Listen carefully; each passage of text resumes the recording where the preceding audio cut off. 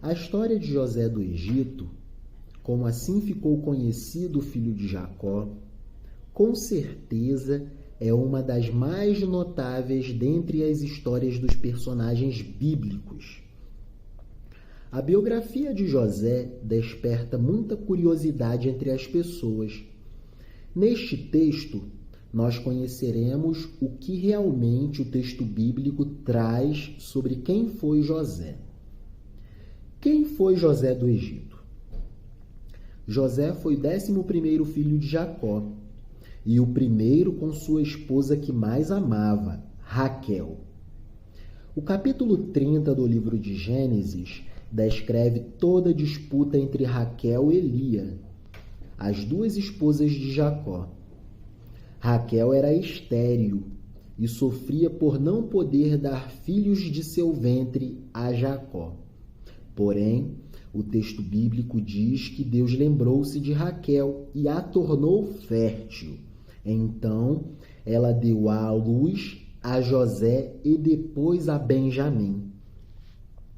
O nome José vem do hebraico Yosef e significa que Deus acrescente filhos, que Deus acrescente herança, ou que Deus possa acrescentar.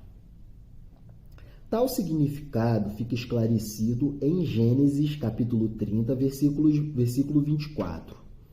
Popularmente, José, filho de Jacó, ficou conhecido como José do Egito. É claro que essa designação se dá por conta do modo com que Deus o exaltou entre os egípcios. José nasceu em Padã Arã, 6 anos antes de Jacó retornar a Canaã. Nessa época, o patriarca tinha cerca de 90 anos de idade. O período histórico mais provável em que José viveu talvez seja a era dos faraós Ixos, entre 1720 a 1570 anos antes de Cristo. A história de José, o filho predileto de Jacó. José era o filho preferido de Jacó, pois além de ser seu filho da velhice, também era o filho de Raquel.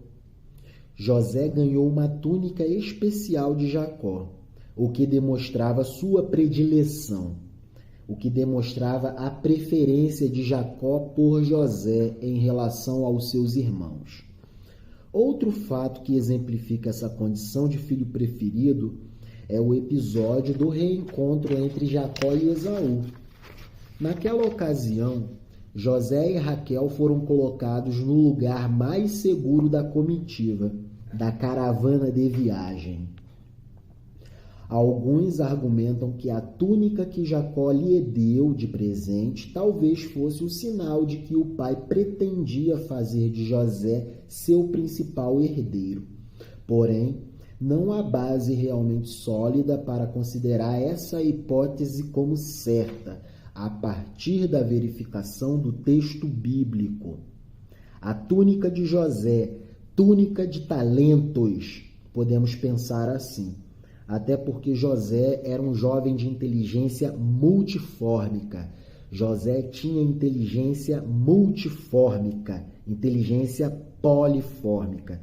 Ele era um jovem dotado de várias formas e vários tipos de inteligência. Os primeiros sonhos de José. Os irmãos de José nitidamente tinham certa inveja e descontentamento em relação a ele. Mas depois dos 2 sonhos que José teve, é que a situação ficou ainda mais complicada. Nesses 2 sonhos, a família de José se curvava diante dele. Esses sonhos se cumpriram quando seus irmãos foram até ao Egito para poder comprar trigo devido à fome que assolava a região de Canaã. Na ocasião, José já era o governador do Egito. José foi vendido pelos seus irmãos. Certo dia, José foi enviado por seu pai para encontrar seus irmãos e verificar como estava o rebanho. Porém, motivados pelo ciúme, os irmãos de José planejaram matá-lo, mas foram impedidos pelo irmão mais velho, Rúben. Então eles o lançaram em uma cova, e ao passar pelo local uma caravana de ismaelitas midianitas, tiveram a ideia de vendê-lo. Por fim, quando a caravana chegou ao Egito, José foi vendido pelos midianitas a Potifar, que era o oficial de Faraó. José na casa de Potifar. José começou a prosperar na casa de Potifar, até que foi promovido a supervisor da casa. A esposa de Potifar começou a se interessar por José e tentou seduzi-lo. Porém, José era temente a Deus e rejeitou a mulher. Na última tentativa de sedução, a mulher de Potifar conseguiu ficar com a roupa de José nas suas mãos. Então, ela aproveitou-se disso como ferramenta de acusação contra José. O marido acreditou na acusação feita pela esposa e mandou José para a prisão. A mulher de Potifar utilizou-se de pérfida falsidade contra José. A mulher de Potifar utilizou-se de ardis malignos contra a existência de José. José foi preso no Egito e interpretou sonhos na prisão. A prisão em que José estava no Egito era para presos políticos.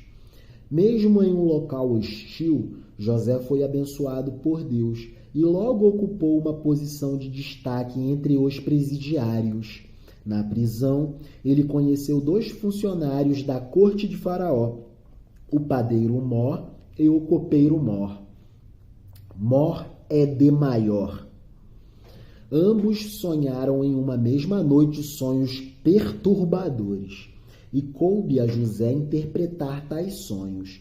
Vale ressaltar que os sonhos na cultura oriental da época eram considerados presságios e encarados com muita seriedade e importância na vida das pessoas. O copeiro sonhou com uma videira de 3 ramos que brotou, floresceu e deu uvas, as quais ele espremeu na taça de Faraó e entregou a ele. Esse sonho significava que, dentro de 3 dias, o copeiro seria tirado da prisão e retornaria à posição original que lhe pertencia.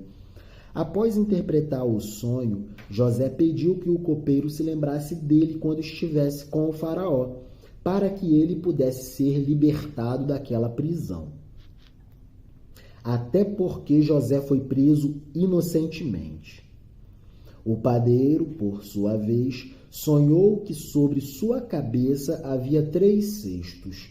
No cesto de cima havia vários tipos de pães e doces que Faraó gostava. Porém, vinham aves e comiam da cesta que estava sobre sua cabeça.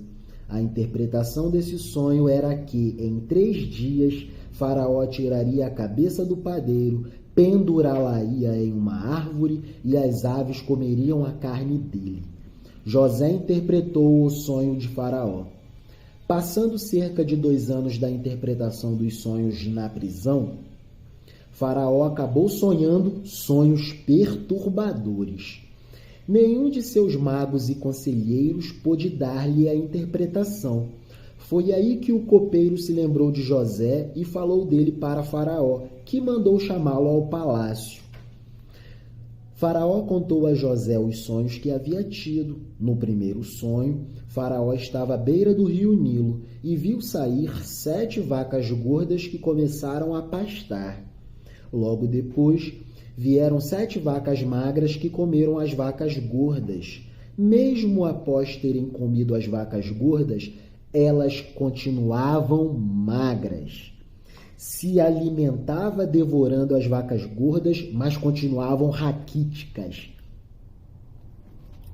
Significado sutil. É a crise econômica extrema que devora os tempos de abundância e a carestia, a inflação, a fome extrema, a insegurança alimentar continua. Ou melhor, piora. É a depressão econômica, é a recessão econômica, é a estagnação econômica. Hoje diríamos que é a estagflação econômica.